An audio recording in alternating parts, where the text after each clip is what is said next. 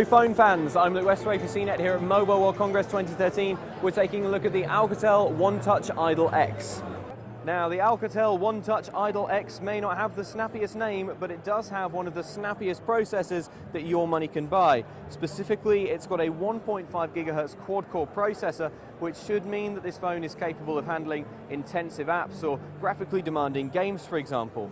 If I spin it around on the back, you can see it's got an 8-megapixel camera. Now there are actually going to be two different versions of this phone, one with a single SIM card slot and one with a dual SIM card slot. The difference between them is going to be the single SIM card slot one will have a micro SD card slot as well and the 8-megapixel camera, while the dual SIM version is going to have a 13-megapixel camera but won't have the micro SD card slot. Instead, it's going to have 16 gigabytes of built-in storage. The design is quite nice. This bezel around the side is extremely narrow, which gives this phone a very classy look, and it looks as if the actual display is very close to the top of the glass, which I think always makes a phone look quite classy.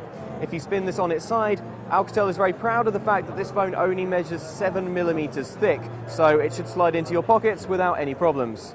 The luxury doesn't end with the hardware though. This phone also has a very recent version of Android. Specifically, it's running version 4.2.1, which is a very recent version of Jelly Bean. The screen looks really good, it's colourful, it's bright, and this is a 1080p display, so everything looks really sharp. That's going to make this phone a really good choice for web browsing because text will look very crisp and it should handle high-definition video without any problems. So it looks like quite a nice high-end phone. I would say that there's nothing about it that I haven't really seen on other mobiles, but that said, it's nice to have everything tied up neatly in one little package.